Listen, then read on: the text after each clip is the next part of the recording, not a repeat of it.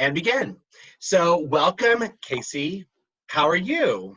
Doing good. I'm actually going to stand up really quickly and go grab my iPad because it's got some notes on it. Okay, awesome. Um, So Casey, if you want to start once you get your iPad with whatever, just they have been looking at you as an artist already for a while. They've submitted a bunch of questions to me, but like I said to all of you guys, whatever you want to do for the first part of this, it's up to you. You could do whatever, yeah. whatever, and then we'll go into those questions, and I will still leave us with time to explore things that have come up in the conversation, and I'm sure it always makes them have more questions once they've heard each other's questions.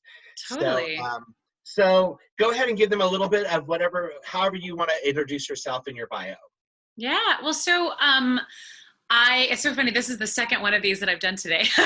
I talked to SUNY New Paltz this morning, Awesome. which was so fun. I got a friend who is a composer there who works for them as a musical theater professor. I love to talk to college age humans. I've been coaching for the last several years at KCACTF, and you guys are the future of the industry. You're also the future of the world, and frankly, we all need a little hope around that right now. Let's be very clear. So I grew up in Illinois, in Southern Illinois, near Alton and St. Louis, Bethalto, Illinois. None of you have heard of it. It's totally fine. Oh, you've heard of it. Great. Awesome. So Bethalto, is a very small town. I was a big fish in a small pond there for sure. I grew up singing with my family in church, Von Trapp style. It was very nerdy. And I was very, very fortunate to have deeply, marvelously supportive parents. They're still amazing. They took me to see theater. They took me to New York City. I think I had a wider worldview than a lot of kids who grew up in a small town do because of them. And I knew that I wanted to sing. I always knew I wanted to sing. I didn't know that necessarily that I wanted to do musical theater until a little bit later in life. I could actually pinpoint the moment when I knew I wanted to major in musical theater because it was at the Illinois State Thespian Festival, where I took a workshop called Musical Theater, the Alternate Universe. And it was all about how in musical theater world, when thoughts and emotions and all of this stuff gets too big, we go from prose into song. And I was just fascinated by that. I was a junior in high school. And at that point I was like, okay, yeah, this is what I want to major in. So I got my BFA from Illinois Wesleyan in 2004. I am 37 years old and I refuse to be ashamed of the fact that I am 37 years old. Fortunately with Illinois Wesleyan, we were encouraged to go to auditions outside of school. We were encouraged to do pro auditions. So I did SETCs every year and Midwest theater auditions one year and UPDAs my senior year. And I ended up working every summer, which was great. And it certainly helped me get a grounding in, what I wanted to do and the kind of people that I wanted to work with, and gave me some contacts. I moved to the city after my second summer at the Lost Colony after I graduated. And so I came to the city in 2004, fall of 2004. And I literally found an apartment on Craigslist with a woman who was out on the international tour of Greece. I sublet her apartment, and it happened to be, the building was literally next door to Ground Zero. So that was pretty surreal because 9/11 happened when I was a sophomore in college. I still remember standing, those double stairways that go into the cafeteria, and there's a TV on the landing. I was standing on the left landing and I saw the second plane hit.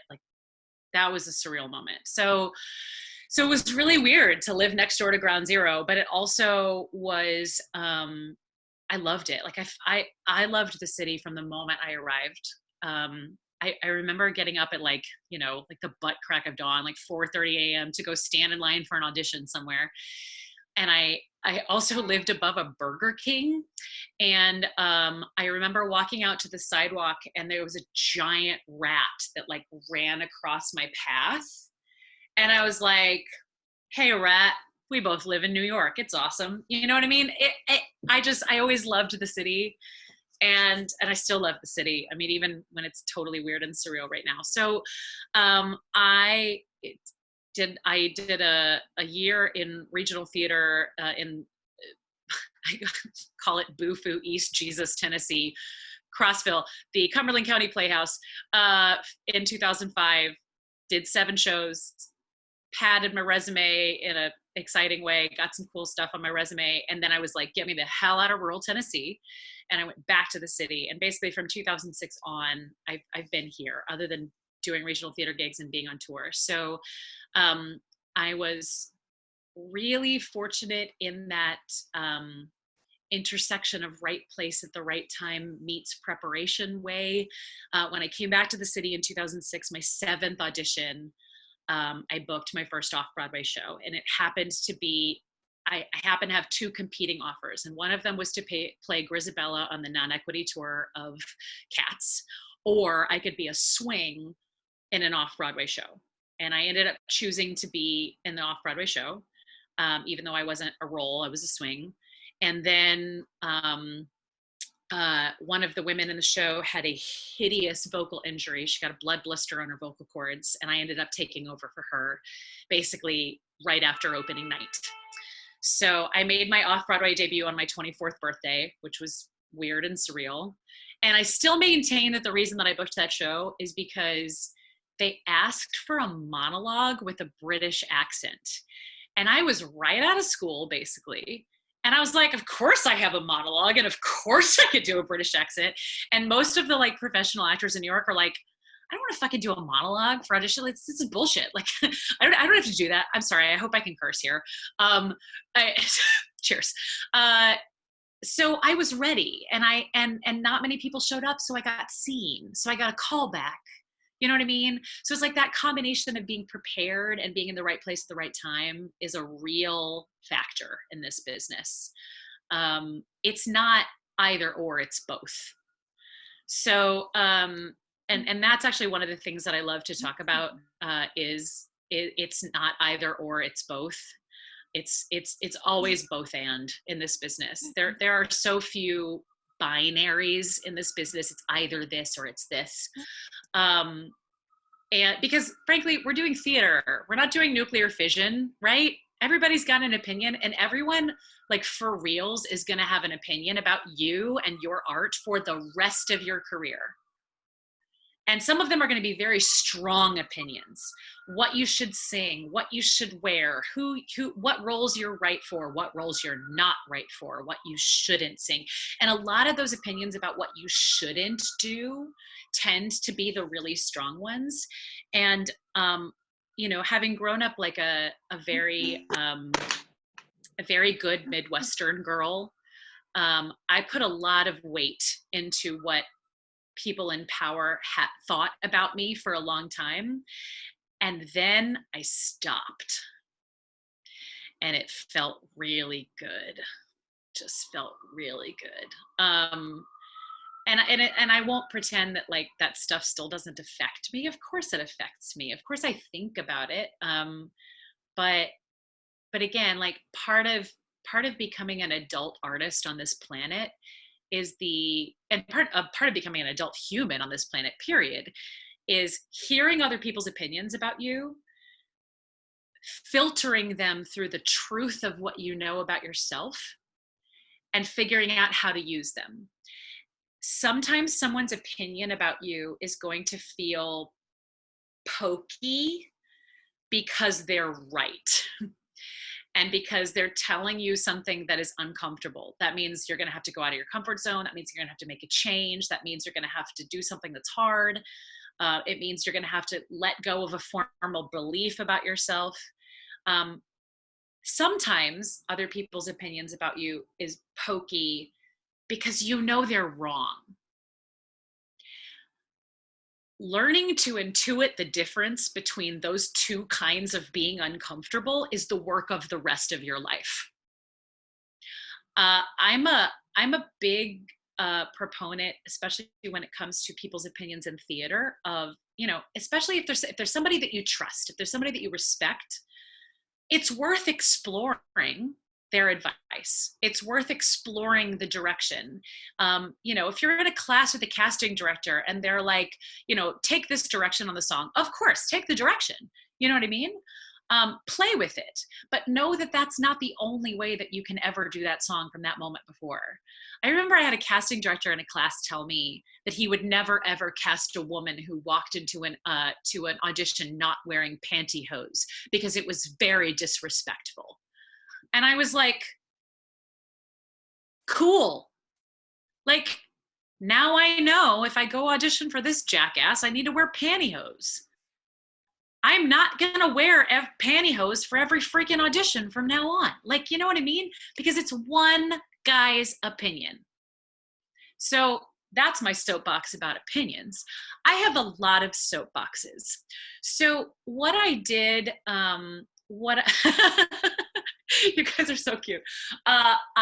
What I did for the school earlier today was a version of a workshop that I've now given several times for your age of students that I call Starving Artists, Tortured Geniuses, and the Big Black Book in the Sky. And it's all about myths around what it means to be a real artist. If you guys are interested in that, I would love to walk you through some of that. If you want to just keep this a really informal Q&A, I'm also very happy to go in that direction. So, I mean, if you're interested in my soapbox, I can absolutely pull that shit out and give it to you. Or we can just chat. So I would love to hear what you guys want to get out of this next hour and 45 minutes that we have to hang out. So how long is your soapbox? Casey? It's like about an hour, but like I can give it quickly, and it's very interactive. Like it's meant to be interactive. So I know this group pretty well. They're always on a soapbox because they're a typical Wesleyan student as well. We only take students with very big opinions. So I think that's fine. What do you guys think? I think that's fine. We have they have lots of questions they want to ask, and I think you'll enjoy answering because they're all specific to you. But I think a 45-minute that'd be great. soapbox is fine. Yeah, so I will keep my soapbox to 45 minutes. Awesome. So basically, and I sort of already, got on it earlier about people's opinions. Bring us the box of soap. Yes, sir. So, a few years ago, I started to really articulate things about the business of art that had been bothering me for a long time. And I realized that most of them kind of boiled down to what you were and were not supposed to think and act like as an artist, and how you were and were not supposed to live your life as an artist. And what I noticed as I started examining them and talking about them with my friends and my husband and my business partner is that they all, there's almost a religious aspect to this stuff, right? I mean, people talk about how theater is a religious experience for them, or like theater is my church, in the same way that I think,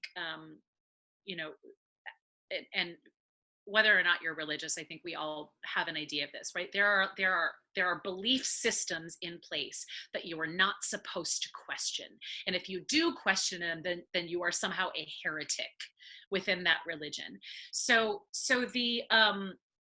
the belief system in theater that I think that we don't examine enough is like basically what it means to be a real artist.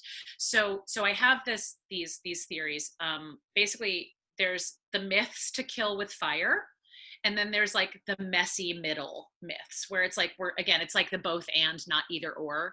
The myths to kill with fire, I say we got to kill them with fire because these are the myths that keep us poor, that keep us mentally unhealthy, that keep us miserable, that keep us jealous, that keep us with a very fixed idea of what success is.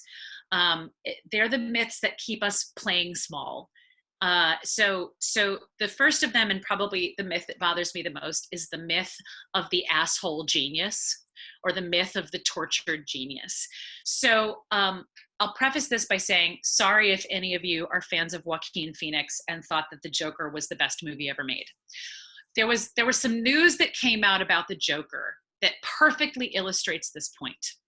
The news was that Joaquin Phoenix refused to rehearse the fight choreography for this one scene. He refused to rehearse with the people that he was actually going to be doing this fight choreography with because he wanted it to be spontaneous. He wanted it to be emotionally true in the moment. And I was like, fuck that. That's bullshit. That's the way people get hurt. That's the way people get maimed. That's the way people even get killed, right? If you are too precious of an artist to rehearse your freaking fight choreography, you are an asshole genius. And only certain kinds of people can get away with that behavior.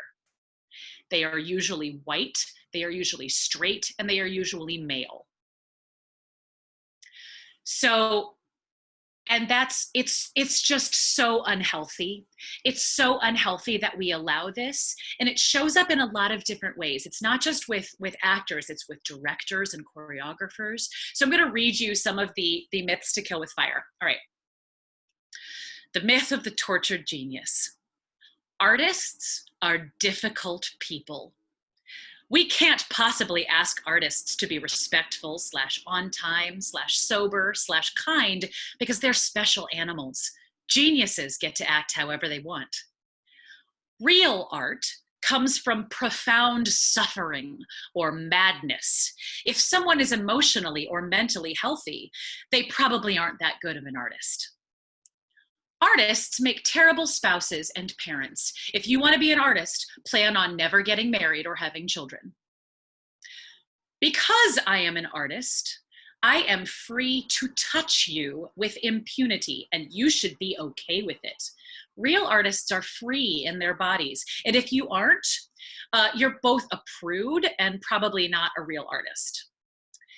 It is important for artists to be broken by directors and teachers and coaches so that they can be truly molded. If you didn't cry or break down in class, you aren't really feeling it. If you feel unsafe at rehearsal during a fight scene or an intimate scene, it's your fault. You're just not committed enough to the truth of the moment. You must go there or it'll be fake. Too much rehearsal or setting it will ruin it. Artists can't possibly be friends with non-artists because they will never get us. And artists are terrible at adulting. So let's unmute everybody if we can and just have a brief discussion about that. How many of you, hopefully not at Alumni Wesleyan, but how many of you have encountered these beliefs in your life, in your artistic life? Okay. How many people have ever felt unsafe with a scene partner? How many people have ever felt unsafe with a director or a choreographer or a casting director? These are the power structures that prevent us from speaking up when bad things happen. If any of you aren't familiar with what went down in the Chicago theater scene a few years ago, and for the life of me, the guy's name is escaping me. It starts with a D. He was literally like the Lord Voldemort of Chicago theater. Everybody knew that he was abusive. Everybody knew that he was unsafe, that he was exploiting young women, particularly who worked for his company, but nobody said anything because he was making such good theater. It was so juicy and real. The way that people reviewed him, it was like, oh, the violence just seems so real and the sex just seems so real. It's because it was. It's because the violence was real. It's because he was literally sexually assaulting women on stage. It's horrifying, and it's something that has to stop, but it only stops when we stop being afraid to speak up about it. And part of what keeps us from speaking up about it is this idea that geniuses get to get away with things. And part of it is the idea that we know we're replaceable. We know that if we don't accept it, that somebody else will. And that is a very real fear. And it's a very real thing. It's just, that's the numbers game of theater. And we'll get into that later. But abusive systems and abusive people have gotten away with abuse for way too long because of this myth. And what's really insidious about this myth of the tortured genius is that it often leads even not just to giving permission to shit people to be shitty, it also often causes us to undermine ourselves. Because if real art comes from suffering and madness, then why should I try to be emotionally healthy? Why should I take care of myself? I actually had this really interesting argument with a high school kid once about that whole idea of like good art comes from suffering and madness. And she was like, I just don't know if you can create anything that's like really profound if like you've had an easy life or like you're like a nice person. Like, I don't get that. I'm like, talk to me about Lin-Manuel Miranda. Does he seem like an asshole? Does he seem like he doesn't have his shit together? Does he seem like he would be abusive? He created like one of the most triumphant, perfect genius pieces of theater ever. And he also seems like a pretty stable, emotional guy. You know what I mean? So when we equate suffering and madness and assholery with genius, we prevent ourselves from being healthy. We prevent ourselves from pursuing health, which is like, and it's very insidious. Nobody is like setting out to like destroy their lives usually, right? But it's an easy way to excuse self-sabotaging behavior. So kill it with fire. All right. The myth of selling out. Real artists are poor. Real artists don't have survival jobs. If you have a survival job, you must hate it. Otherwise, you're cheating on your art. Here's a direct quote from David Mamet. If you have a plan B, you'll use it. Never have a plan B. You must focus on your art exclusively. Other interests, studies, or passions are a distraction. If you do earn money making art, you have sold out and are probably a terrible person. If you make money at your survival job, you have sold out. Real artists are bad at numbers, terrible at business, and never data-driven. You cannot possibly quantify anything about art or the pursuit of an artistic career, nor should you. I know a lot of actors in the city, and a lot of artists in other mediums as well. And I know a whole lot of miserable waiters and miserable bartenders and miserable receptionists. Not that there is anything wrong with those as survival jobs if you don't hate them. If you like being a waiter, or you're like, you know what, I'm actually kind of good at waiting tables and it's like not soul sucking and it makes money for me, I'm like, whatever, cool. I like mixing drinks for people. I like chit chatting with people across the bar and being an amateur therapist. It helps me observe humanity, whatever.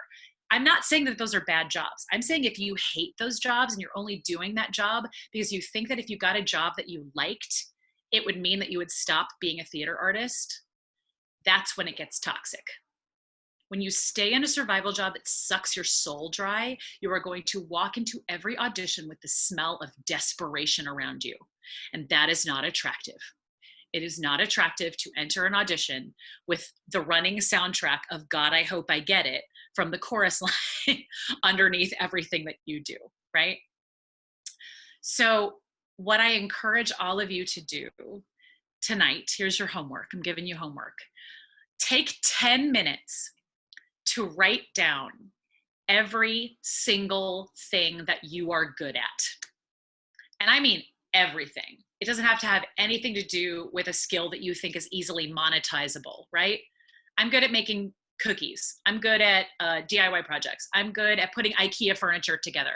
I'm good at taking care of children. I'm good at helping my grandma when she doesn't understand how to work something on her computer. All of these are valuable skills, and all of these are translatable to the real world. Artists inherently are taught skills that muggles, non-artists, think are straight up magic. My husband majored in theater and has a master's degree in acting. He also now has an executive MBA, and he runs a media analytics startup. the skills that helped him to rise in his business career are skills that all of you know. They're skills that all of you use every day. It's project management.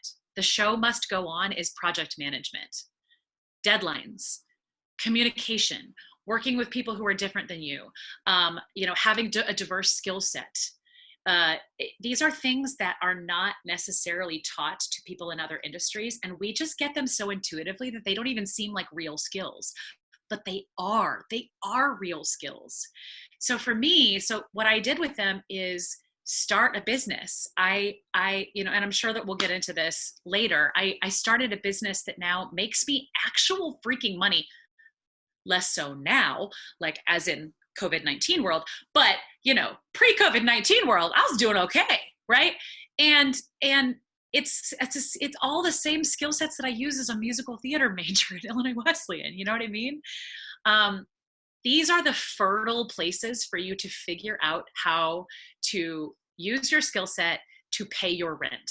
Because let's be very, very honest. Theater is a terrible way to make a living. And I've been reasonably successful as a theater artist. I've worked, and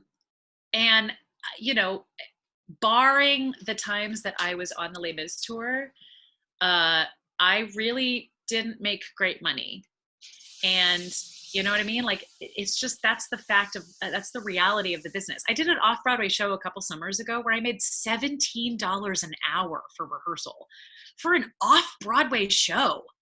It was $85 a performance, and it was like a partial week contract. So like, there was no way in the hell that I could have paid my rent if that show was the only thing I was doing.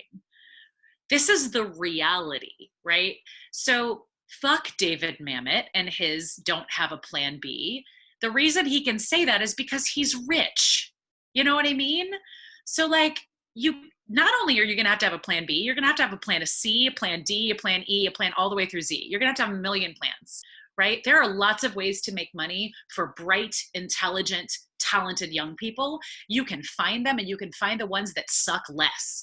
They may still suck because that's part of being an adult. You know what I mean? They may still be hard, but like, you can find the ones that suck less and don't suck your soul dry. And it does not mean that you've sold out. And making commercial art that people like is not a sign that you're not a real artist either. I feel like musical theater people understand that a little bit more intuitively sometimes, I think, than other artists do. I think because most people see musical theater as an intensely commercial, people-pleasing art form. But it's important to know that, like, if you're making a great living working for Disney World, you're still an artist. You're still an artist, even if you're working for the freaking Disney people, right? All right, so I'm trying to keep us on time here. The myth of success and failure, what making it looks like. There is an important timeline to making it. If you haven't made it by 25, 30, 35, you're a failure and should quit. You can never step away from the business or stop pursuing it full time, or you are a failure and you have quit. You must get a BFA from a top tier university to succeed. If you don't get into one of those programs, just don't try. The ultimate mark of success is Broadway. Once you make it on Broadway, you're set and you'll work consistently. Only confident people make it. Your thoughts and feelings have power over outcomes. By thinking positively, you can manifest a job or opportunity. If you didn't get the job, you probably weren't thinking positively enough. If you didn't get the job, it's because you aren't talented enough. All right. I spent a lot of years pursuing Broadway as the ultimate dream. If someone offered me a Broadway show tomorrow, I would love that. It'd be great. I would love to be on Broadway. I still wouldn't stop doing the other things that I'm doing because I love those too. But if Broadway is the only mark of success, then I have some bad news for you. Statistically speaking, none of the people on this call will ever be on Broadway. Ever. And I've been close. I've been real close.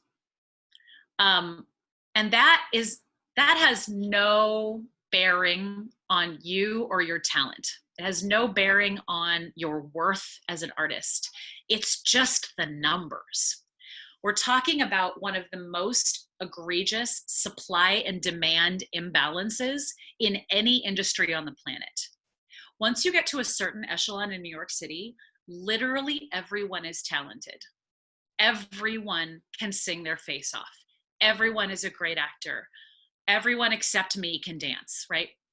I'm okay. I can move. I can move really well, right? I can learn choreography. I just don't pick it up well at dance calls. And I know this about myself. I will never be a triple threat. I am a 2.5 threat.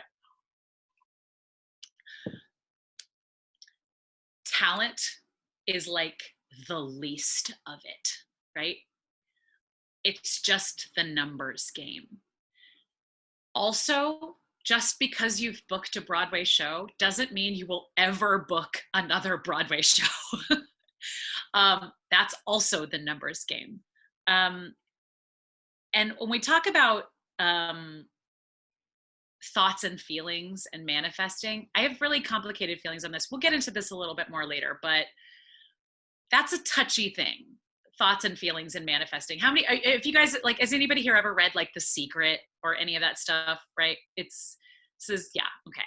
So this is a thing that people say, right? Thoughts and feelings have power over outcomes. We'll get into that a little bit more later.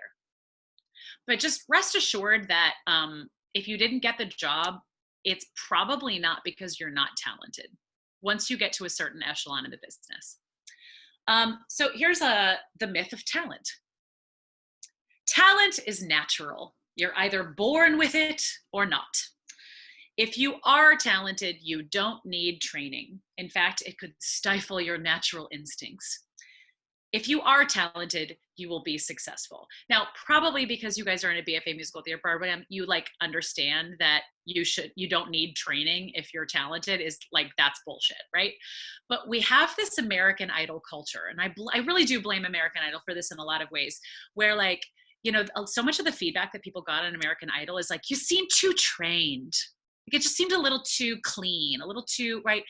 Which gave people the idea that talent is like this magical, like lightning bolt from the sky that imbues you with this godlike power, and that you don't actually do anything to nurture that talent, right? Talent is something that you build and nurture all through your whole life, right?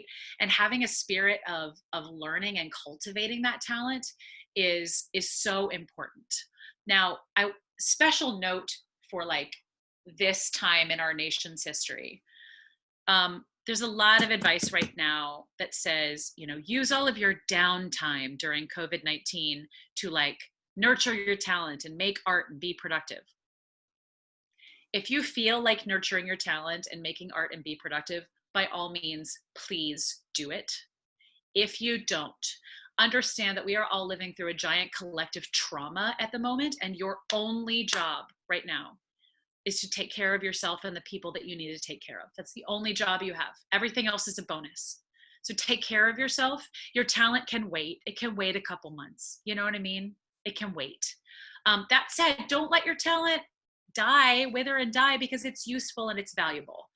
Okay, so one more myth to kill with fire, and then we'll get into messy middle myths. Okay.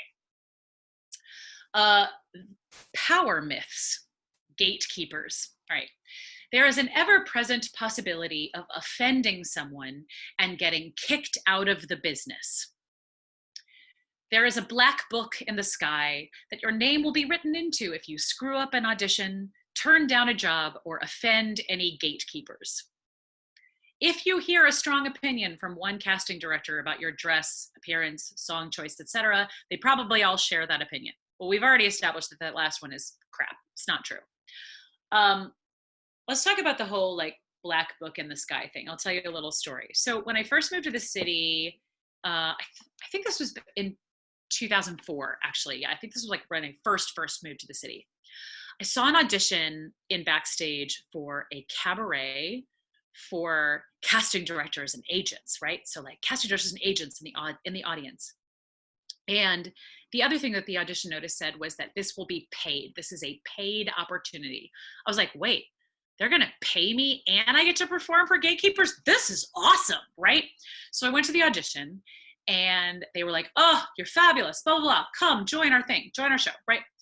So I had my first meeting with the director of the show, this woman, and an accompanist. And we talked about what songs I was going to sing. We talked about like what patter I was going to do in between the songs. And at the end of this hour meeting, she handed me a contract. And she said, just sign it and give it right back to me. I'm like, oh, I'm going to read it. Thanks. I'm just going to take a second to read it. My God, read contracts, read them, every word, read a contract. Never, ever sign anything. Never, ever sign anything that you don't read first. Okay. So what this contract said was I was on the hook to sell 15 tickets for $20 a piece. And if I did not sell these 15 tickets for $20 a piece, I owed her the balance of the money for those tickets. Also, I had to pay for the accompanist, who was wildly expensive. Also, I had to contribute to the cost for the space, for the rehearsal space. And I was like, interesting. So where does the pay come in okay. And also, and perhaps more importantly, if I and the 10 other people in this show have to sell 15 tickets to our friends and family, where are the casting directors and agents going to sit? So I asked her those questions, and she got very offended very quickly. And I listened and I nodded and I said, thank you so much. I really appreciate this, but I don't think this is the right opportunity for me right now. So I'm gonna bow out. She was like, you can't do that. She said, well, you owe me for this hour. You have to pay blah, blah, blah, blah, blah. And I was like, well, we didn't agree to me paying for anything in advance. So no, sorry. Also, your audition notice needs some revisions, because it really does imply that this is a paid opportunity. She said, you'll never work at the duplex again. So I don't know how many of you guys know what the duplex is. The duplex is this like tiny black box theater. It's like a really cool like piano bar, and then there's like this little black box theater in the top, this little proscenium cabaret space. You'll never work at the duplex again did not scare me. A, because I knew she was full of crap. And B, because the duplex was not exactly the highest point of my ambition in the city. But I imagine that she had said something similar to enough young kids who didn't know that they could push back or stand up for what they knew they were worth, or what they believed that they were getting into, that she scared enough people into just saying like, oh, okay, I guess I'll sign the contract and do it. Yes, relationships in this business are important. Of course they're important. Of course they're important. But there is no one in this business who has the power to blacklist you from this entire business. The business is too diverse. It's too wide. There's too many opportunities. Nobody has that kind of power, right? And especially if you're standing up for what's right, if you're standing up for things that are completely reasonable, nobody can blacklist you for standing up for that kind of thing. People can blacklist you for being a dick, right? Like, don't be a dick. But that's just like good humaning, like, right? Be a respectful human, be a good collaborative human, be a good person to work with, and you'll get a good reputation. But no one has the power to blacklist you, I promise. And especially if they say they have the power to blacklist you, they're probably full of shit. All right, so let's get to the messy middle myths, and then we'll have a whole hour left to talk. So these, I call them messy middle myths because, again, they're things that are directly contradictory to each other, but somehow we manage to hear both of them fairly often. And the truth is somewhere in the middle. Okay, so messy middle myth number 1. You should never try to date another artist, versus non-artists will never get you. So then who's left, right? Who's left? We can't date artists because it's too complicated. We can't date non-artists because they don't get us. There's nobody left to date. That's bullshit. Throw it out the window. Singing doesn't matter. Acting is what they care about. Versus acting doesn't matter. Singing / how high or loud you can belt or sing is what they care about. They care about both acting and singing. Now, I will say this, and I will say this based on experience working with several Illinois Wesleyan people. Illinois Wesleyan puts out some kick-ass voices, beautifully trained voices, powerful voices, amazing voices. What I have noticed, and part of it is because I recognize it because it was me, is when a lot of the Illinois Wesleyan people that I've worked with directly out of school are used to their voice being the thing that makes them extraordinary. And when you get into a situation where suddenly everybody's voice is extraordinary, there gets to be a toxic cycle of, I need to belt louder, I need to belt higher, I need to show the beauty of my instrument in order to succeed. And storytelling and acting falls by the wayside.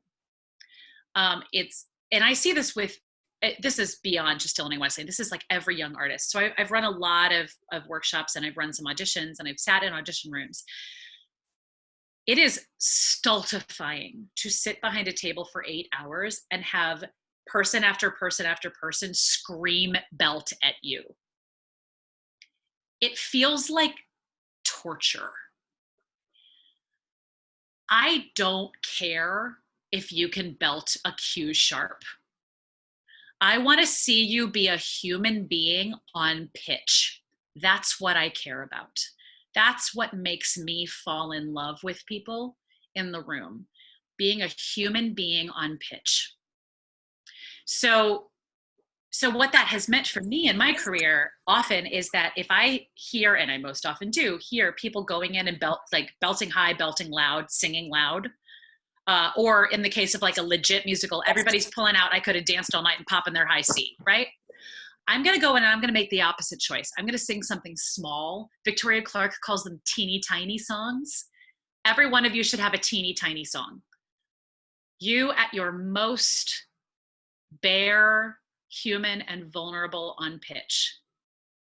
And the thing that makes them lean in to the table as opposed to get blown back by the power of your instrument is what will book you a callback. I swear to God, it will book you a callback over your high note every day of the week.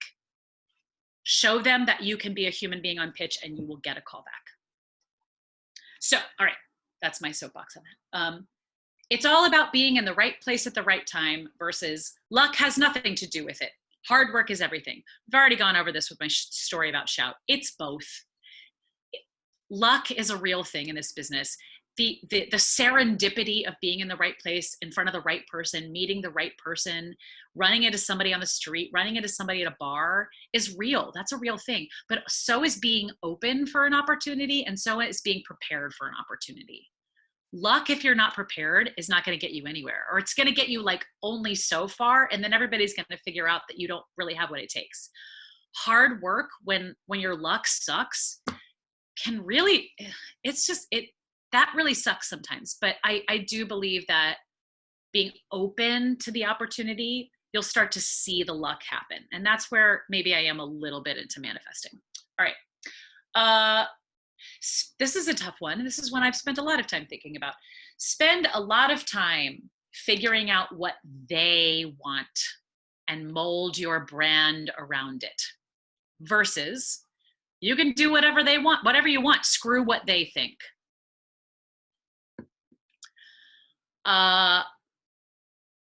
Branding is complicated.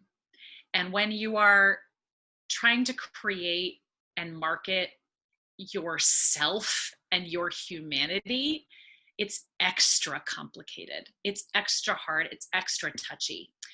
And frankly, there are a lot of deeply uncreative people in this business.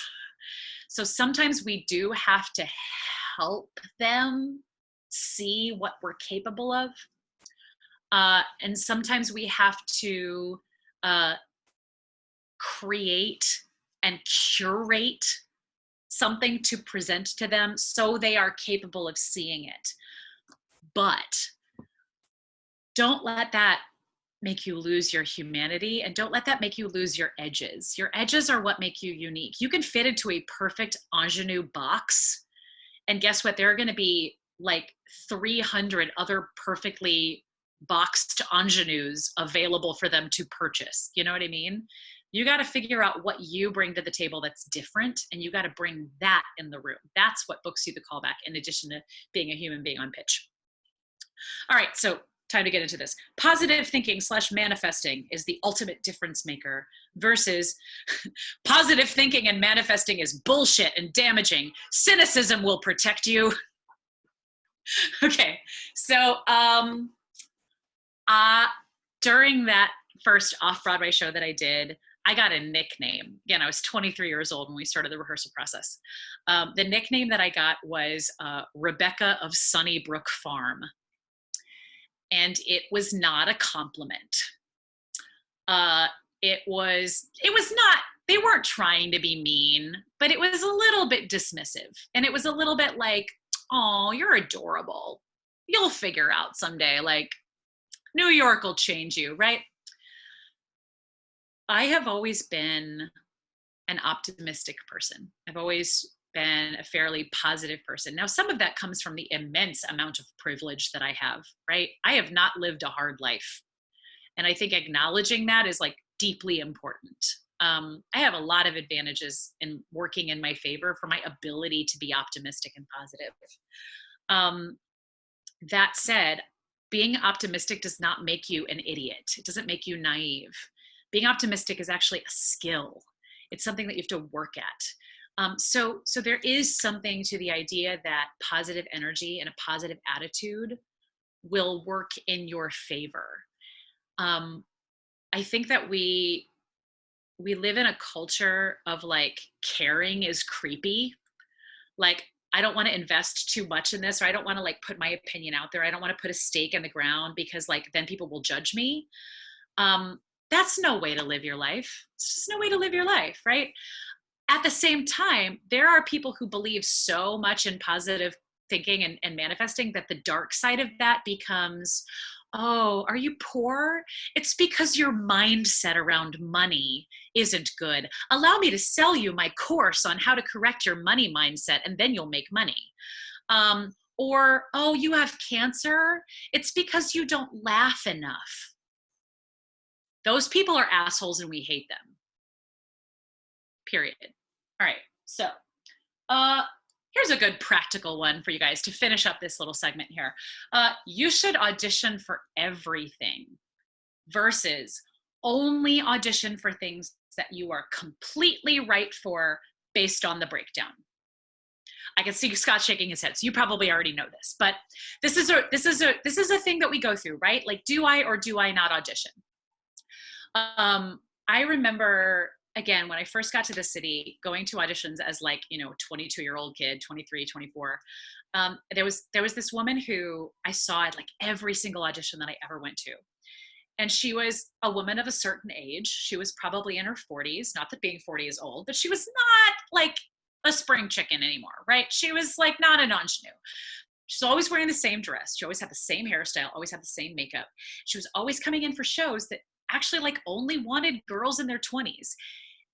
And it was a little sad. It was a little bit like, does she know? Does she know that she's like not, it's, so there's that, like, that's a real thing. In no universe should I ever walk into an audition for dream girls. You know what I mean? Like, no, right? There are things that I am fundamentally wrong for. And if I walk into that room, they're going to think I am an idiot. That said, especially as we slowly, haltingly move towards a world where casting is more diverse, you never know when you're going to walk in the room and be the solution to the problem they didn't even know they had. And that's exciting when you can actually like fundamentally rewrite how someone views a character. I mean, you know, I was on tour. I was on the Les Mis tour with Brittany, the woman who was the first Black Glinda on Broadway. She fundamentally changed how we will ever look at that role and who should be playing that role. And if she had counted herself out of that audition, we wouldn't have had that gift, right? So again, it's a judgment call, and it's a judgment call that you're never going to get 100% right. You know what I mean? But it's a judgment call to make via what you're passionate about and the kind of art that you want to make and the kind of place that you want to build for yourself in this industry. And that's what so much of this comes down to is like, what does success look like for you? What does making it look like for you? What kind of art do you want to make? What kind of artist do you want to be?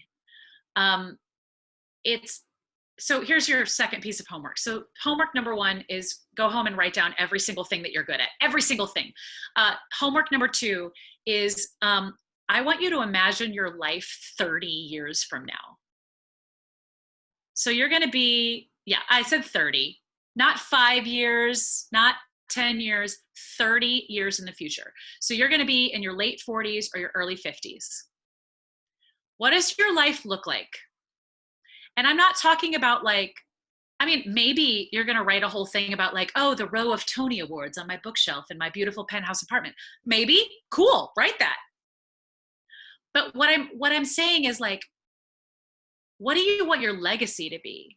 Like, what do you want? Like for me, I first got this question, the what do you want your life to look like in 30 years question. I was at my very first feminist business conference that I ever spoke at.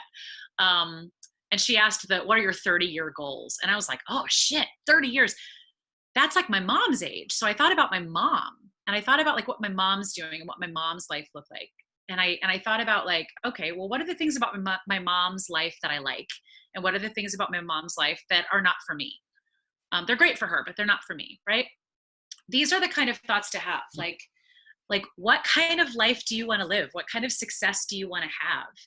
And you're not making a checklist for yourself that then you have to go check every box. You're creating a larger vision for what your life can look like. And that's where you can start to make the choices that kind of day by day. It's like that. It's the Frozen 2 thing. It's what's the next right action, especially right now. What's the next right thing to do when the world is so uncertain? What's the next right choice, the next right thing to do? Because we don't know what the world's going to look like. We don't know what the world's going to look like 6 months from now. We have no clue what the theater world is going to be 6 months from now. We have no idea what art is going to look like 6 months from now. But we can have a vision and we can take those little micro actions that bring us to that future. And you can build the kind of future that you want, not the kind of future that people are saying, well, if you don't do this, and you don't do this, and you don't do this, then you're not a real artist. So, okay, so soapbox away. Let's open the floor. Let's have a chat here. Ask your questions. I'm excited to answer them. Awesome. Thank you, Casey. So let me bring up my questions from them. The first one on the list is, what is one thing you learned at Wesleyan that has really helped you throughout your career thus far?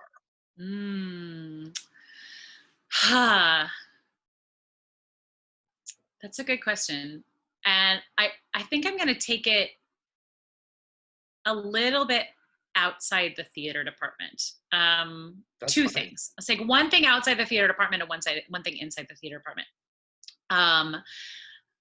I am so glad that I went to a school where I had to take classes beyond just theater classes.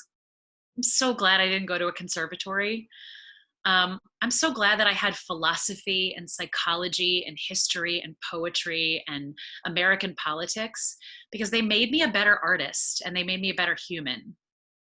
Like learning about the world, again, having diverse interests, being able to talk to people that are not theater people, these are the things that will make your life richer and make you a better artist. Inside the theater department, I think the emphasis on like, here's the Phoenix Theater and here's like a place where you can create your own work was huge for me. I mean, I loved doing main stage shows. I loved doing black box shows. I got to play, I got to have some of the most fun that I've ever had. My senior year, I got to be Rosalind and As You Like It, and I got to be in Rags. I mean, like the shows I got to do at Illinois West, and I will always cherish them.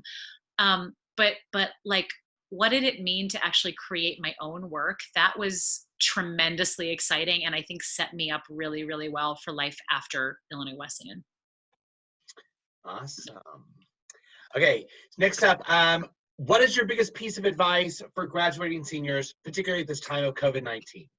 I think you just heard it basically, which is like, all of that stuff. But basically, it's like knowing the kind of artist that you want to be and continuing to explore that and continuing to kind of like press against what you think your own boundaries are. I mean, my journey into beginning my company started with not booking Les Mis on Broadway. So, I had done the tour. I had performed on the Oscars. I was one of 10 women in the entire world that got to perform with the Les Mis ensemble at the Oscars. I thought that meant that I was like in the club, you know what I mean? So when the transfer of the tour got announced, I was like, and I tried so hard to be like, okay, well, it may or may not happen. But in my heart of hearts, I was like, this is it. This is my Broadway dream. I'm finally going to get my Broadway show, right? And I was on hold for 6 weeks for my same track that I was on tour to understudy Fantine and play the factory girl. And then I was out. I was out because things got shuffled around, and the woman I understudied on tour was up for Fantine, and then Casey Levy got Fantine. So then she was bumped down to the understudy, and I was out. I was done. You know what I mean? And it broke me for a while. Like it really did break my heart. And I now consider it the best thing that ever happened to me. Because I had that little crisis of, is the theater business for me? Maybe I'm not good enough. I'm starting to explore this other thing of like speech coaching and starting to build this business. And gosh, I really like it. And I will never forget, it actually was at KCACTF. So I was coaching the musical theater competition at KCACTF, and my fellow judge was James Gray. James Gray he's like one of Susan Stroman's like right-hand men. He choreographs with her. He's brilliant. And of course, the theater person in me was like, networking opportunity. I need to make sure that he knows that like I'm still a performer, right? So this was like a few years ago. So I'm, and I'm trying not to be a dick about it, right? But I'm just like making sure that he knows like I'm still auditioning and I'm still pursuing theater, still being an artist. And he looked at me at dinner one night after we had done a day of coaching with the finalists. And he looked at me and he said, "You're really good at this." I was like, "Thank you so much. I love it. It's really fun. Like I love working with these kids." And he said, "Have you ever considered that like maybe this is what you're meant to do?" And my heart went like, because what I thought he meant by that was, you're supposed to be a teacher, not an artist, not a performer anymore. Because in my mind, it was still an either or choice. And, and we all hear that stupid phrase, those who can't do teach, which is bullshit. And of course, all of you should know that. But again, there's this idea that if you're an artist, you're an artist. If you're a performer, you're a performer. If you like your support job, then that means that you're not a performer. And I really struggled with that. I really had to think about that. Like, does the fact that I'm good at coaching mean that I'm not a good performer too? And finally, after a lot of wrestling with myself, I was like, I can be good at more than one thing. I can have a life's mission that is broad and inclusive, all of my dreams. I can build a business that helps people use their voices in a powerful way and feel that that is absolutely my mission on the planet now. And I can still enjoy every second of performing that I get to do with BIV. Now, I'll be clear, I'm not going to as many auditions right now. Like, I look at these audition notices and I'm like, do I need to do your $400 a week regional theater gig? Nah, I'm cool. I went to 2 auditions this spring. Both of them were for shows that I was really interested in. The last off-Broadway show that I did in summer of 2018. I did 2018. It was the only audition I went to that spring. And I went to that audition because I had a song I wanted to sing. And I was like, I don't care. Like, sure, I'm going to go sing my song that I've been working on in class because I'm still in acting class, right? So I go and I do the song, and I like walked in that room not needing a goddamn thing from those people. And then I got a call back and I booked it. Because like, it's just one of those things. Like, so I say all of that to say, especially in the age of COVID-19, you cannot be precious and single-minded about your dreams. You're going to have a wider lens than we've ever had before about what it means to be an artist in this world.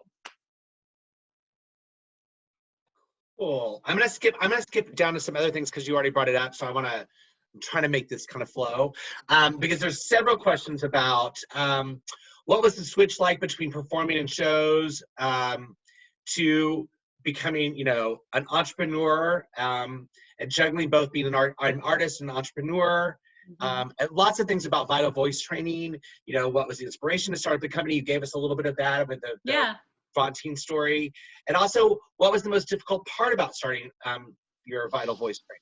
Yeah. So I got into speech coaching by accident. I got called in for an interview for a firm in New York City. And I thought I was going in to be a singing coach. And I walked into this interview and they said, oh, actually we need a speech coach. And I was like, cool. Yeah, I think I can do that. And then the owner of this firm tried to tell me that if I wanted to be a speech coach for them, I had to buy his $5,000 training program in order to be qualified to teach there. And I was like, no, I'm cool. Thanks. So, because again, I know that as an independent contractor, you cannot make me pay for training. And if I'm an employee, you definitely can't make me pay for training. And what's funny is that a week later, they called me and they were like, so yeah, we decided that you're qualified enough. You don't need the $5,000 training program. You can come in and just observe a few sessions and then start. I was like, cool, I'm in, right? But I'm guessing he sells a lot of $5,000 training programs like that. Oh, we'd like you to come teach for us, but first you have to pay me money. Yeah, that's bullshit. Don't let people take advantage of you like that. I fell in love with speech coaching from the very first. My first client was a woman named Chrissy Harrison, who has a phenomenal podcast called Food Psych. That's all about like our issues with our bodies and our issues around food and stuff. It's brilliant. She was losing her voice recording her podcast, and she didn't like how she sounded. So we worked on things like breath support. We worked on, like, I gave her a warm up. We talked about the music of sentences and putting air through the end of your sentences and like all of these different things that, again, were intuitive to me. It was the training that I had. And to her, it was just like mind blowing. And I worked with several clients through this firm for about 6 months. And I also liked to use singing exercises with my speech coaching clients. And I got this email one day from the founder whose $5,000 program that I wouldn't take, being like, so, we also teach singing here, and the singing teachers are just a little confused as to why they're hearing singing coming from the speech coaching area. And I was like, oh, cool. Well, I have an idea. What if I just email them and I say, hi, I'm Casey. I'm the new speech coach. I'm also a singing coach. Sometimes I use singing exercises with my speech coaching students. They seem to love it. It's really useful. It's all one voice, as we well know. If you'd like to talk about it, let's go get coffee together. This was not a sufficient solution for him. And I think it's because he kind of had it in for me because I wouldn't buy his bullshit training program. And he started getting really weird about me, even though my clients were all very satisfied and people were coming back to me and people were, coming to me via referral. They really struggled with the fundamental difference between someone being a 1099 worker, a freelance worker, and an employee. And this is something that all of you need to know. all of you need to understand the differences between what someone can ask of you if you are working for them under a 1099 contract and what someone can ask of you when you are working for them as an employee. I was not a kid, and I knew better. I knew that he can have an opinion about how I coach, but he can't actually tell me how to coach as long as his clients are satisfied with my work, right? If they aren't, then he can try to give me some direction or he can fire me. But like, I am not his employee for him to tell me how to do my job. I am an expert that he brings in from the outside, fulfilling a specific use to him, which is coaching these clients, right? So it all came to a head and I eventually quit. I just was like, this is not for me. And sort of as things were getting a little sketchy there, I met my partner, Julie, in an exercise class, actually.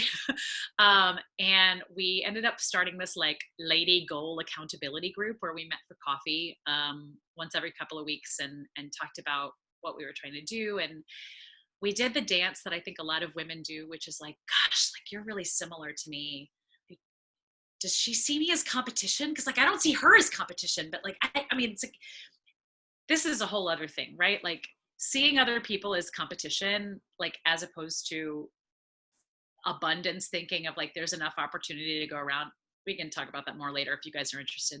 But we ended up deciding that our similarities were very exciting, and our frustrations with the current state of speech coaching, including at this place that I was working, which is what I saw from their head speech coach, was basically him teaching everybody how to sound like him, how to sound like kind of a pale imitation of him, as opposed to teaching people how to sound like the best version of themselves.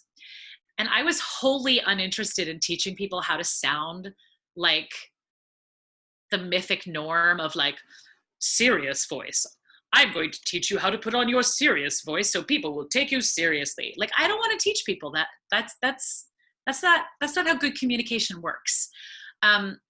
So Julie shared that frustration, and we just like, I don't even remember what the moment was where suddenly we were like, let's do this. Like, why not? Let's just see if people are buying this from other people. We have a valuable skill to sell. Like, so we sat in my living room and we drank a bottle of rosé and we like named our company and bought a domain name. And that very day we sent out our first pitch email to a feminist business conference called the Bullish Conference. And we pitched them a workshop called What Does Authority Sound Like? And again, we were talking about this idea of, at that point, women's voices were getting a lot of coverage in the media, particularly around vocal fry and upspeak. Everybody's like, oh, young women are so annoying with their vocal fry and their upspeak. And like the advice that they were being offered was such crap. It was giving these like 10 tips and tricks solutions to a problem that was so much more complex than that. And it was dismissing the real diversity of voices. And it was also dismissing the well-researched phenomenon that young women are at the forefront of new vocal trends. So when those vocal trends filter into the general population, we suddenly don't find them annoying anymore. We just find them part of speech. But as long as it's just young women, and even later when it's like still like young women, there's a great episode on This American Life on this phenomenon on vocal fry. Ira Glass, the host of This American Life, has terrible vocal fry. Like he speaks almost exclusively with vocal fry. And yet he has never, ever gotten an email criticizing the sound of his voice. Whereas his young women hosts get emails all the time criticizing how they use their voice. So this was a phenomenon that we were very passionate about.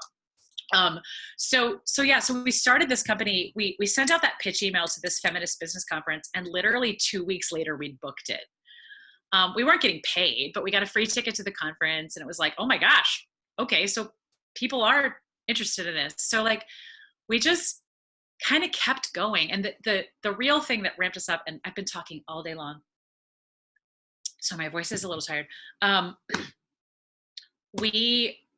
When Jen sent out the description of our workshop to her larger community in advertising this conference, she sent it out in June. The conference was in November. So we had like 6 months to write this thing that we literally hadn't even written yet. We had a title and a description for the workshop. We got an email later that day, someone being like, "Oh my gosh, your workshop sounds amazing. Would you be able to come to San Francisco next month to do that for this giant finance company for our women's group? It sounds perfect for us." And we were like, "Holy shit! What do we charge? What? We haven't even written this content yet. This like giant worldwide multi-billion-dollar finance company wants us to do this for their women's resource group in San Francisco. Holy crap!" So we got on a call with these women from this resource group, and we threw out a number that we felt was reasonable based on some research that we'd done.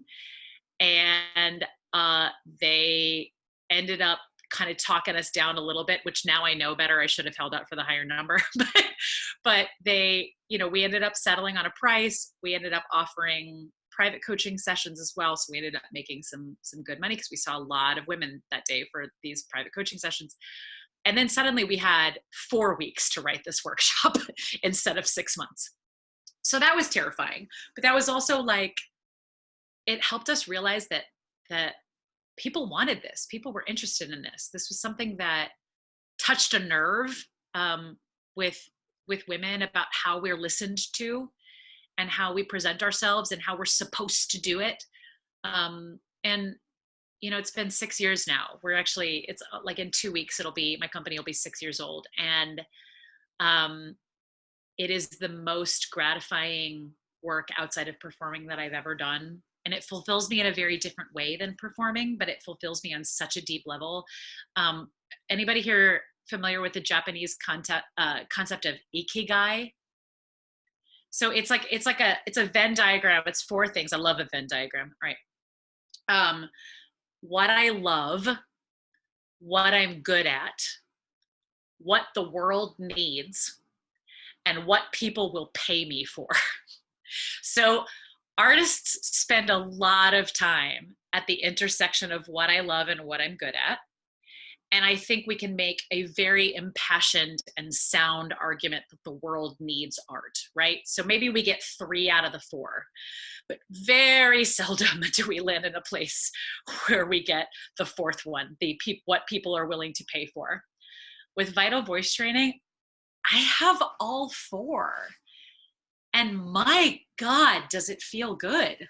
Like it's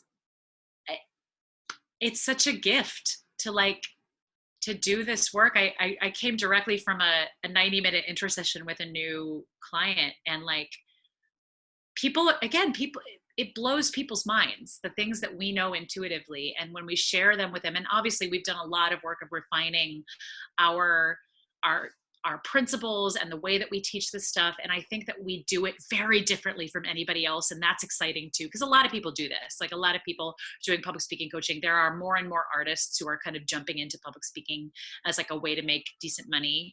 And we're actually working with a business coach right now who's helping us to really define our branding and our marketing. And it's been so good to really dig into what makes us unique. And what about what we do is different than what other people do with this. And it's very empowering. It just feels very, very empowering to have that thing that I know I'm good at, that I love doing, that I believe the world needs, and that people freaking give me money to do. Awesome. I hope that was some sort of an answer to that question. It was. And it like covered a bunch. So I've been trying to filter questions while you're hitting them. Yeah. Let me go back now to young Casey, right out of IWU, moving to New York City. They want some questions answered about what was your initial plan for yourself upon leaving college? And do you feel like you went in that path and that it worked for you? How would you do that differently now with being able to look back? And you've been in the industry for a while. And what are some tips for staying committed and finding new ways to approach the work, even while you're juggling 2 careers at one time? Yeah. So good questions, hard questions. So again, I brought up privilege before. I graduated Illinois Wesleyan with no debt. Uh, God bless scholarships and God bless my parents. I cannot talk about my story without being transparent about that. I had an enormous head start because I have no loans to pay. Now, my husband does not have that. He's paying loans for, oh God, so many things. So much education. The man has 2 master's degrees. um, but I had no debt. So I was able to come to the city without much of a financial plan. And I had saved money from my theater gigs. So I had like a little bit of a nest egg, but and I got a cheap sublet, and it was very like, I'm going to do this. I'm not exactly sure what this is going to look like, but I'm going to do this. I'm going to go audition. Right. That first fall, I went to auditions nearly every day of the week. And I booked stuff when I was in non-equity theater. And again, this was in the early 2000s. The business is different now. I'm not sure that I can quantify the difference, but the business is different now. My callback rate was like stupid when I was in the non-equity world. I was getting callbacks like 75% of the time. And I was getting job offers about 1 in 10 auditions. Not all of them were good job offers, but they were job offers, right? So I had the luxury of choice. My first, big professional job after graduating was at Cumberland County Playhouse, I mentioned. And I could have done instead a Disney cruise, playing the evil stepmother in the first iteration of the Twice Told Tale. And I was a little bitter because I'm like, God damn it. I don't want to be a 40-year-old woman when I'm 22, right? Now, of course, that was exactly what I did at Illinois Wesleyan. I was Dorothy Brock when I was 19. But I was like, you know what? I want to play my own age. And at Cumberland County Playhouse, I got to play my own age. So I made a choice. Sometimes I wonder, like, what would my career look like if I had done the Disney cruise that happened to also be with a pretty well-known director, and was only 6 months long instead of a year long. Like, these are the choices that you make that like make the path of your life go in different directions, right? I met my husband when I was 19 years old. It was my summer after my sophomore year of college, sorry. And, we were together. We got engaged at the beginning of 2005. And then I went and did this theater gig in Tennessee, and I came back. Like, if I were young and not, partnered at that point in time, I'm sure that my life and my choices might have been different. You know what I mean?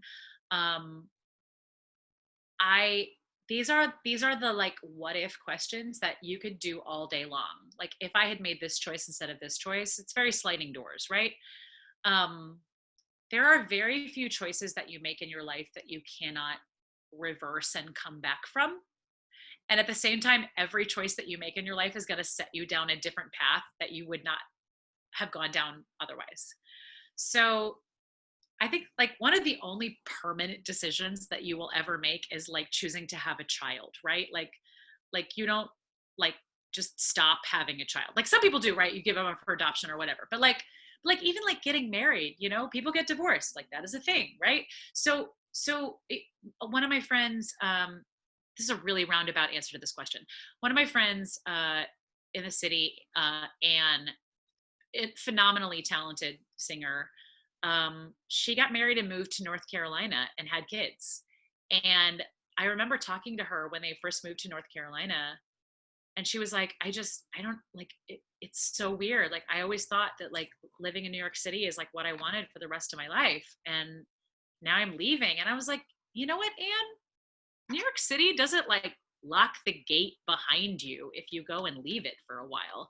If you decided that you wanted to come back to New York, if you decided that you were like, screw this North Carolina life, I'm going to go back to New York City and try to make it on Broadway again. I'm not saying it wouldn't be hard to do that. Of course it would be hard. Like, you have made choices in your life that you will then have to like uproot or change or whatever, but it doesn't mean that it's not possible. So there are, in terms of like the advice that I would give my younger self, I think it was just, I had a level of fearlessness of the pursuit that I hope that I would still have. It's something that I have a lot of drive. I have a lot of ambition, and that has served me well and served me not so well in different times in my life. But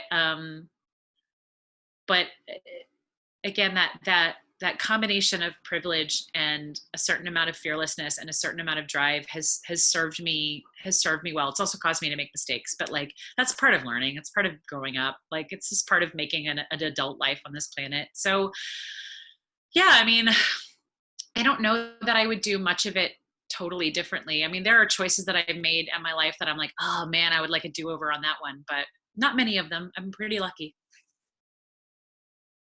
Good answer. Okay, so I'm going to steer you in a couple of different directions that I think you haven't hit yet, because you've hit a lot of these questions already. So there are a lot of questions about what it was like, one, to be on a cast recording, because you're on Frankenstein. We have you, since you were there, we've been given a huge gift. So we have this huge library now, and Emily Strubb, who's one of the people on here, she's one of the seniors, is one of our librarians for this thing, and we have a display outside of that library that has all of our graduates who have cast recordings. So your picture's there, and your albums are there. So it's a twofold question, because one's about what's it like to have that opportunity to do a cast recording, and what does it feel like. But then also you've made your own recording, and you have your own album, which I actually really like. And so I've suggested to some people. And what was that like, and how are they different? Yeah, it's so funny. You know, I've done 3 off-Broadway shows, and all 3 of them have cast albums, and I'm only on one of those albums because I was a swing for Shout and I was a swing for Neuroses. Even though both of my swing situations, I end up going on more than the actual person on the cast album. That's a whole thing about luck in the world, right? You know what I mean? Yeah, so filming it, doing a cast album is a blast. Oh my God, it's so much fun, right? Like it's usually fast and furious, because usually they're trying to do it as cheaply as possible. So you have like one day to get through the whole show. So you don't have many takes. You got to do it really, you know, like as well as you can the first time. But it's fun. It's like the energy is great. And we recorded the Frankenstein album after we closed. So it was kind of like a last hurrah for the cast to get together. That was such a funny show. That show, it's the show I got my equity card on, actually. I didn't get my equity card doing Shout because we were AGVA, which was like a whole other thing. We had a shady producer who'd been banned from doing equity shows. That's why we were AGVA. It was like ridiculous. But Frankenstein, I did the reading and I got offered my card. And the reading was with Drew Sarich, who was, oh my God, like, do yourselves a favor and Google Drew Sarich, Heaven on Their Minds. It's the best version of that song you will ever hear. He's ridiculous. He also had this cool, like, I was a former goth kid thing going on. He was perfect for Frankenstein. He was unavailable to do Frankenstein, and because he was in London doing Les Mis, ironically enough. And so they cast Hunter Foster, and I love Hunter. Hunter's great. He's a great dude. He was not a Frankenstein. He's an everyman. Like, he's just not, it was just not the same. And then like getting replaced by Christiane Knoll was like another whole thing. You know what I mean? Because like I played the lead role, and then they're like, oh, now we're off Broadway, so we're going to get somebody with a name. And the thing that sucked about that is Christiane hated that show and made no secret of the fact that she hated that show. She hated that she was basically playing Emma and Jekyll and Hyde again. And I was like, you know what? Why did you say yes? I would have loved to play this role. You said, you know what I mean? That's like a bummer. That is a thing that happens, right? But it was still fun. It was still really fun to record the cast album. I wish that show had lasted longer. If we had had a better theater position, and I think that if it had been cast with 2 leads that A, one of them actually liked what they were doing, and B, the other one was actually appropriate for the part, I think it might have run longer. But it was also, this is an interesting sort of like broader musical theater trend. We were a serious Gothic musical right at the tipping point when everything went ironic. It was the era of Avenue Q. And once Avenue Q hit Broadway, it was very hard to do a serious musical on Broadway. Everybody wanted it to be tongue in cheek.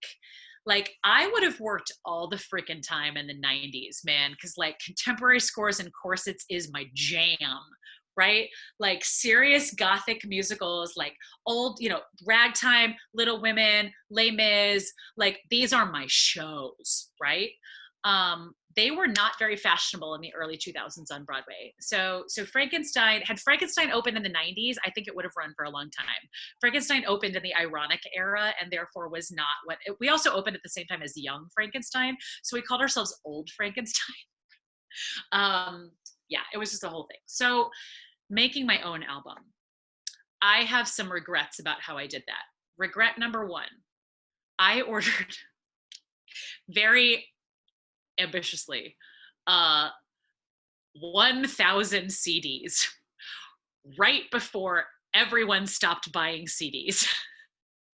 So like literally I still have like a few hundred of these CDs in my house, which is just so depressing. I have sold some MP3s of my album. I did sell some physical copies, but not nearly enough to like pay back the investment of making the CD. I would have loved to have had the money to do a lot more like, playing with the structure of it and mastering and all of that stuff. I'm still proud of how it turned out. It was one of those things that just felt like the right thing to do. And so I did it. And I was about to play Joe in Little Women at Stages St. Louis. And so like I had a venue at which to sell those CDs, which was exciting. And I also had met at that point several awesome composers that I was like, okay, like I have the songs that I know I want to sing, but I had the jazz trio that I wanted to work with, Barry Levitt, God rest his soul, one of the most amazing jazz musicians in New York City. And so he and his trio played on the 3 jazz songs that are on the CD. And then I had 4 original songs that I was the first person to record. And that was really, really exciting. So I have always loved like originating material and working on new musicals. So that was a venue for me to do that. Yeah, I mean, making the CD was fun. I'd love to make another one. Like now it's so different. Like I could make a CD in my living room. Like the barrier to entry for making your own album is now so much lower than it used to be. And I made my album like literally right at that turning point. So part of me is like, God, why did I not just wait another year? But I'm still glad that I did it. Well, that's a perfect segue because we had several original musicals that we were working on that were going to open, and of course COVID got in the way of that. But the composers are in this class and they're very interested in your work with original musicals and what you saw about that, what worked for you as a performer, what drew you to certain musicals and not others. Just things like that, because they're wondering, as they're working on this project and future projects, how to go about that and what people like you. Well, first of all, I want to hear all of your original musicals. Like I want to hear them all. Send me your demos. Send me your sheet music. I want it all. I will say a couple of just like soapboxy things. You must obtain sheet music for your original music. Don't ask professional actors to learn by ear. It's a pain in the ass. It will take me so much more time than if I have dots in front of me. I can read dots in my sleep, right? So whatever you need to do to turn your beautiful idea that perhaps you've written by ear, as so many people do, like Hello, Bublé and Schoenberg, get it turned into dots for the people that you want to work with. I've done a lot of new musicals. Some of them have been very, very bad. Some of them have been very, very good. The rhyme or reason of what gets produced has, in the same way that talent has so little to do with whether you book a show, how good your original musical is has so little to do with whether or not it will actually get produced. That's just like real. I remember, this is sort of a weird like new musical, but with old music. I worked on a reading of a Gershwin trunk song musical adaptation. Tommy Tune was the director. Like it was like you know, Beth Level was in it, Mara Davey was in it. It was like a really kick-ass cast, and I was in the ensemble. And I just remember like sitting there with the rest of the ensemble women, and every once in a while we'd like pick up our binders and look at each other. There are some Gershwin trunk songs that should stay firmly in the trunk. Like they were bad, right? Tommy Tune thought they were brilliant. He was laughing like a hyena the whole time. It was so funny. I've worked on some incredible music and songs that have never seen further light of day. You know what I mean? That kind of is like a reality. I love the process of creating a new musical when it is collaborative. Not that I think that I know better than the composer about what something should be, but what I love is the process of us learning about this character together, and like them being not so precious about their own stuff that they can't see a new insight and adjust to it. One of the most unusual experiences of working on a new show that I had was my second NYMF show was The Incredibly Deaf Musical with J. Allen Zimmerman, the Beethoven of Broadway. So Jay wrote this musical, The Incredibly Deaf Musical. It's basically autobiographical. It's about him moving to New York and being a composer, and then like losing his hearing. He actually lost his hearing later in life, and he still has a little bit of hearing. He could hear about one octave at the bottom of the piano. But he'd written this autobiographical piece. I was playing his wife, and he had this very clear vision in his head of what he wanted this show to be. And unfortunately, because he couldn't actually hear what was going on in the room, he couldn't hear what worked and what didn't work. And and again, because he was so close to it, because it was his story, it was his autobiographical story, it was really hard for him to be collaborative in that way. And so it caused some frustration in the process. Like the director really, really wanted him to consider some things that he was just unwilling to consider. And I'm still proud of what we came up with, but it could have been better if he had been a little less precious about what he had created and a little bit more willing to join.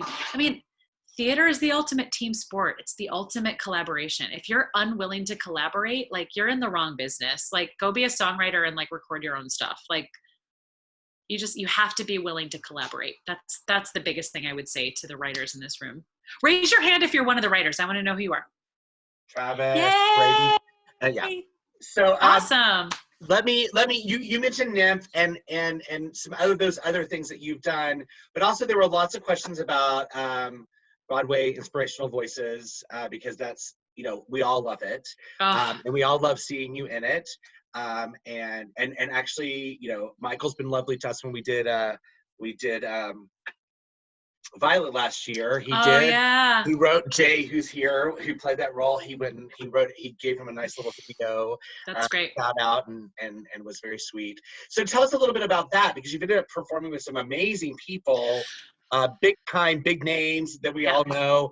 And what has that been like? Because it's also been a whole new experience for you. Even though I know you've been around gospel music your whole life, this is a little different. It is, and this is a good example of how doing consistent work and building relationship with people over time can pay huge dividends. So I back in 2008 did my first Broadway Loves the 80s concert as a backup singer.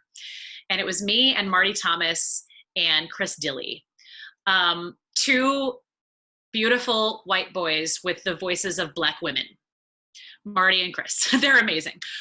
So we had so much fun doing these backup vocals together. And it was because I have the training that I have. I both read music and I play piano and I note, but I also hear harmony because I grew up singing with my family, and my dad taught me ear training when I was a kid. Like literally we were going back and forth between piano lessons, and he'd be like, sing a fourth above this note, like dorky. So I have this combination of the like hard music skills and like the soft music skills, I would say. So when we were getting ready for this concert, we would sit together and like listen to the original 80s song, and we would just pick apart and we just start singing along, and all three of us could just hear it. And so it was about refining it, and it was about like the style and stuff, the precision of like straight tone into vibrato here, and like we're gonna do a big pullback here, we're gonna do subito piano and do a crescendo here. We got each other as musicians. So that was my contact with Chris Dilley. Chris Dilley then asked me to sing backup for Lorna Luft, Judy Garland's sister, or Judy Garland's daughter, sorry, Liza Minnelli's sister.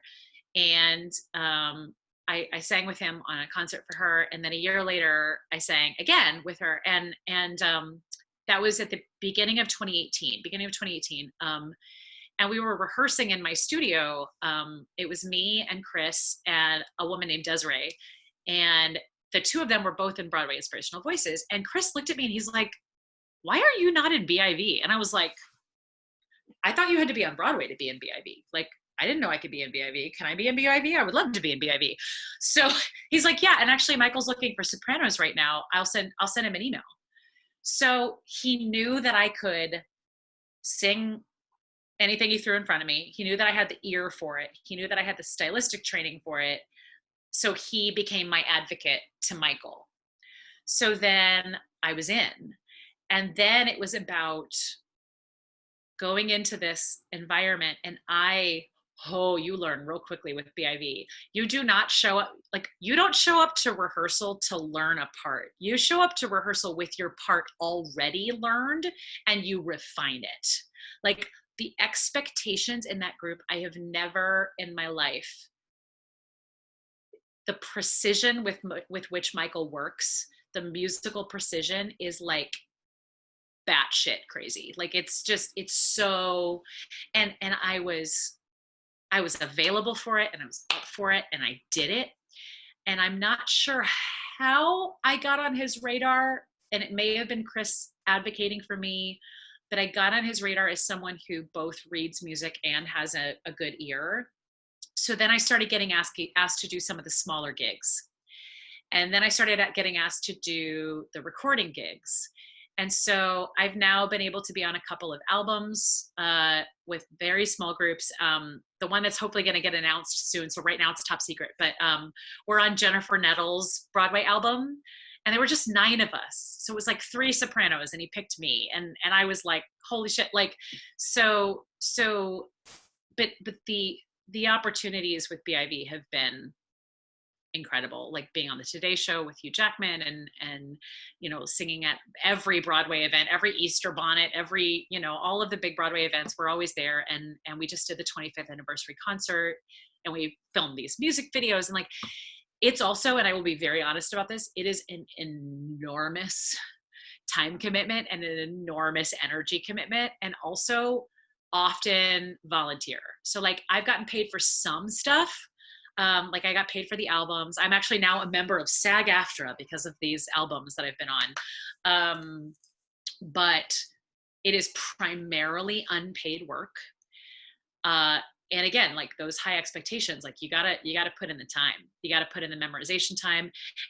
And the other thing that gets frustrating sometimes is that we always have these like wildly specific wardrobe prompts for everything that we do. So I always end up buying a freaking new outfit for like everything that we do, which gets expensive. It gets really expensive and frustrating sometimes because they'll pick colors that are out of season. So it's like really hard to find the thing that they want. And like you have to go, yeah. So that's like a piece of stress, but it is worth every moment, and it is worth every penny. And the music that we make is so special, and the opportunities that we have are so special. And we're actually working on, again, this is secret, but it's going to come out soon. We just filmed, those like choirs and little squares and Brady Bunch squares videos. We just filmed our version of You Will Be Found from Dear Evan Hansen. So I literally, this same framing, basically sitting in my living room, like filming this video a cappella with the soundtrack in my ear, watching Michael do a directing video on my computer, filming on my phone. And Michael got my video later that night and he texted me and he's like, so I'm working on some new music. Do you think you could record some stuff for me? And I was like, yes, Michael, anything for you, Michael. Right. So yeah, I mean, it's been a real blessing in my life. It's also really interesting to revisit the gospel music because I don't consider myself religious in a traditional way anymore. I definitely consider myself to be a person of faith. But the mission of BIV, like, I mean, we are singing like straight up gospel, right? But everybody in that choir, like, there's such diversity of opinion and diversity of experience. And, you know, there are people who are atheists, there are people who are Buddhists, there are people who are very, very outside of the traditional gospel arena, as well as people who are very religious. But there's also like a lot of queer people in that group. I mean, I think it healed something in me that I didn't necessarily know needed healing, which was like, you know, stepping away from my Southern gospel, Southern Baptist upbringing in a very intentional way. It's been nice to go back to that music in a way that feels like the new way that I want to live my life politically and socially, and still get to sing the music that will always be part of my heart. So. Okay, I've got just a couple of things, and then we'll open it up because we're going to run out of time. If anybody else has something that's come up during this time together, and they want to ask, the one question is can we? We know we can get your CD on Amazon. Is that the best way to get it, or should we buy it directly from you? So you have 2 of them in your apartment. If you want an actual physical CD, we do. I will so happily send you some. Okay, so I will let them get a hold of me to get a hold of you for them Bless to buy you. your CD, so we can make some space in your New York apartment. But the other thing the one last question that has been through because I think I've done a good job of making sure you've covered all of them. Yeah. So I haven't had to ask them specifically. This has been a question that's just arisen for all of these, which is, what is one role that really you think changed and shaped you while you were at Wesleyan, one role that you played, and one role since then?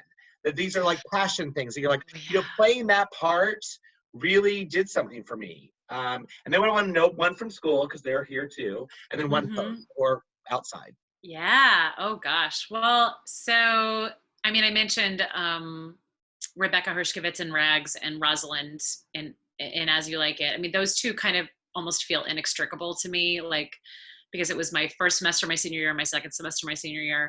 Rosalind in particular, I think, was really special because, I mean, I felt confident in musical theater world. I felt like I knew what I was doing, and I could own it. And it, I mean, God, I loved that role and I loved that show. Stepping into a Shakespeare role like Rosalind and it was an outside director. It was a director from Chicago who came in and auditioned us, and getting to handle that language and getting to see how my skills as a singing actor translated so beautifully into being a Shakespearean actor. And I felt so empowered in that. That was, I could not have had a more fun senior year in terms of performing if I had like custom ordered it from a catalog.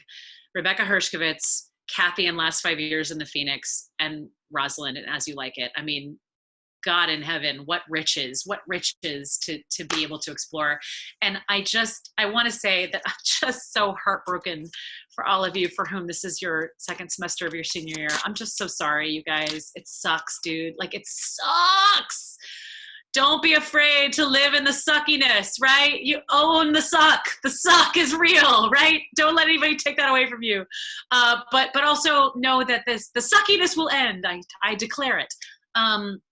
So after school, Les Mis was incredibly special to me, and playing Fantine and playing the Factory Girl was great, and I loved it. It was a great gig. It also was really stressful to be on the road for 18 months. Like, that's a real thing, right? but it will always be a very special thing for me.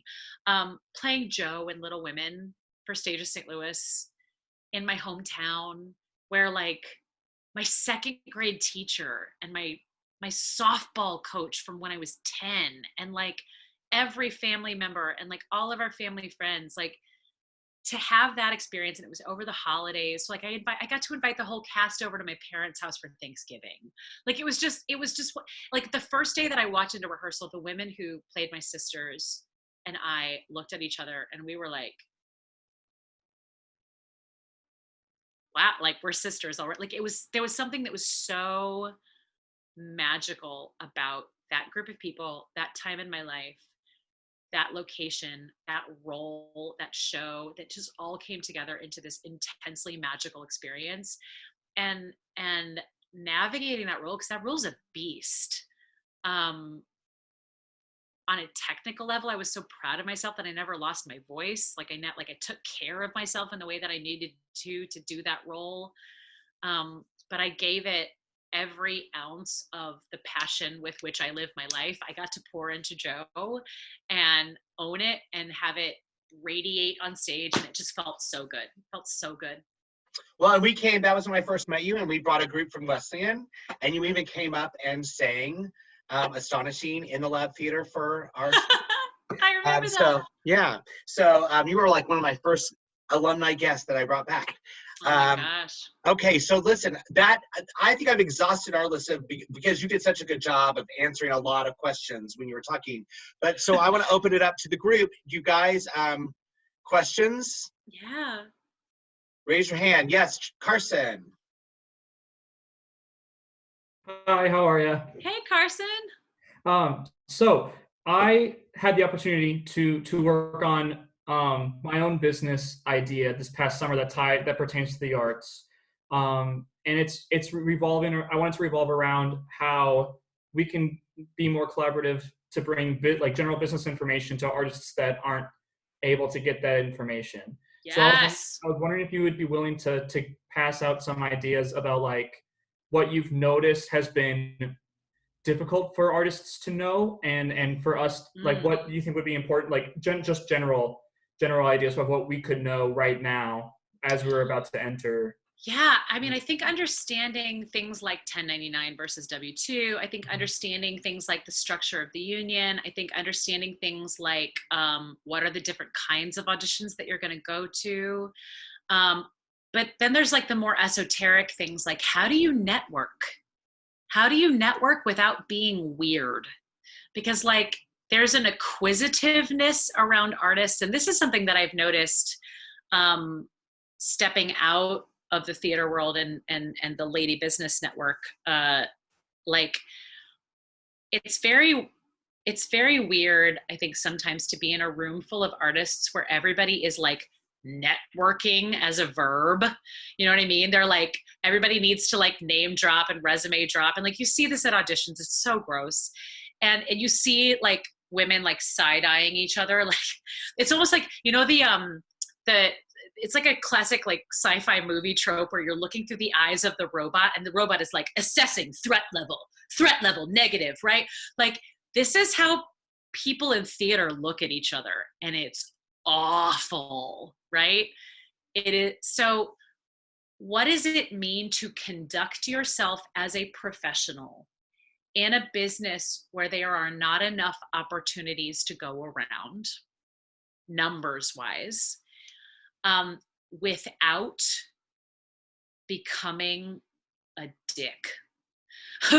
It's just like, it's so, and some of that is the deep work of knowing yourself and knowing what makes you unique. And that's like less of the businessy stuff, but it's also like what does it mean to network in a way that you are more generous than you are acquisitive? That's a real thing. Like you have to learn to be a giver before you can be a taker. There's a great networking book actually that everybody should read called Build Your Dream Network. Kelly Hoey, she's a client of ours. And actually, if you want to like get a little hint of vital voice training, we just did a YouTube thing with her where we talked about stuff. I'll send a link to you, Scott. It's really fun. But yeah, so there's like the hardcore stuff, and then there's the esoteric stuff of like, how do you conduct yourself as a professional in a world that's like, in so many ways, the theater business is just fundamentally broken. It's just fundamentally broken. And what I hope will come out of COVID-19 is a large scale examination of the systems under which we live in every place in our lives. Capitalism, America, the theater business, the structures are getting exposed. And so what we have is an opportunity to go, are these structures working? They're not. And build new structures. So some of, I think, being a fearless business person is understanding structure and then understanding how to work within a structure and working outside of a structure. I hope that's helpful.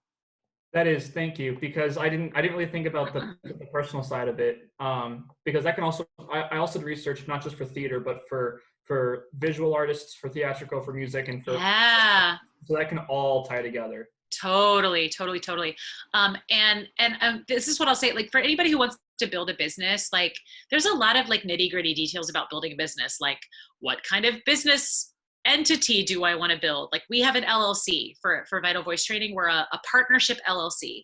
But first, while we were just a partnership, we were like, do we need to be a B Corp? Do we need to be a C Corp? What's an S Corp? What is a Corp? Right? All of these questions are Googleable. I live firmly under the philosophy that I call everything is figure-outable. There is a marvelous wealth of information in this world that is at your fingertips, literally at your fingertips. Now, not all of that information is good information. Some of it is very, very bad information. But there is good information out there. If you have a question, just seek out the answer, ask experts, you will be able to figure it out. You're all smarter. You wouldn't be going to Illinois Wesleyan. True. Okay, one last question for Casey. One last question. Come on. I can't see everybody's hands. I'm trying to move it around so I can see everybody. Oh, she's in New York City. I can hear horns. I'm surprised you didn't hear more sirens. Oof, they've been everywhere. Well, here's what I have to say. Let me put it back on the speaker. Thank you so much, Casey. This has been a wonderful experience. I think everybody agrees that I was very specific about who I invited to do these 5 things so that y'all would hit these current students in places where they live. Well, I think I reached out to you because I was like, please let me talk to your You were the students. first person, but I actually had a bunch of them I said, you know what, next time, there's another time. I think this group needed to hear from you. So thank you.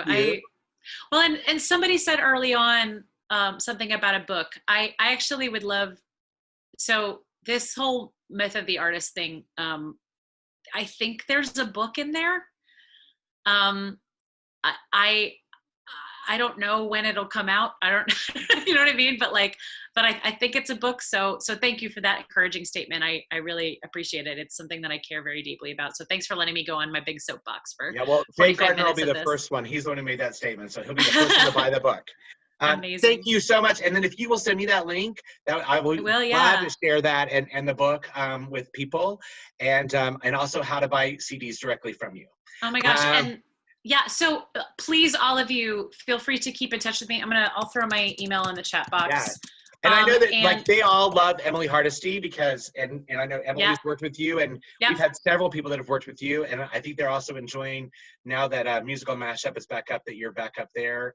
They didn't have the benefit of one of my favorite things was when you were doing your everyday challenge you did for yourself, where you had to sing every day. I was like, this is my Casey Erin Clark time to hear what you come up with today. Because Casey is a beautiful pianist. She's not just a beautiful singer. She really does play extremely well. Thank you. So, well, it's fun. And just one more little brief thing, like, sure. Because we talked about this in the first, I think I said earlier, like, there's a lot of pressure right now to, like, this is a time to create, this is a time to work on your craft. A friend of mine posted something yesterday that I thought was really interesting. She's like, I feel like there are generative artists, as in like the people who make things, and then there are interpretive artists. And she's like, I'm an interpretive artist. I don't want to make my own art. I want to make other people's art, right? And she was asserting that that had value. I think what I want to say to all of you is like, it's fine if you don't want to make your own art, if you would prefer to make other people's art. I will say that like in this, gestures broadly, in this, finding a way to be a generative artist is important. And if that means that you're interpreting other people's stuff, you know, just sitting at your piano like what I do, that's enough. Like, you don't have to be the most creative person in the world to be a generative artist and to create art. But go out and make the art that you want to make, because that's what expands the opportunity for everybody, is everybody making the art that they want to make. So that's my biggest final piece of advice. I want to see the art that you want to make.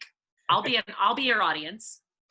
Thank you, Casey. And everybody, remember, I will have on the Google Classroom for y'all to put questions up for Bree and David, who are on Monday. And thank you again. And I can't tell you how much it means to us to have alums back to talk to the current student. I wonder if Brianna remembers that she forgot her music for Stars in the Moon for her Illinois Wesleyan audition. And I, because I was working for the recruiting office, gave her my sheet music for Stars in the Moon so that she could audition for Illinois Wesleyan. I will ask her. I will add that to the questions. Casey wants to know if you remember. Yeah. So, I will take credit for her getting into Illinois Wesleyan. I can't take credit for anything else, but yes. Well, thank you again, and thank you, everybody. I will see some of you at JM7 tonight, and the rest of you have a great weekend. Make sure you put those questions in. Yeah, we're gonna try our first JM7 Zoom tonight, so we'll see how that goes. Yes. That's amazing. Yeah. Thank you, All right, Casey. bye, guys. Thank you so much. See you later. Bye.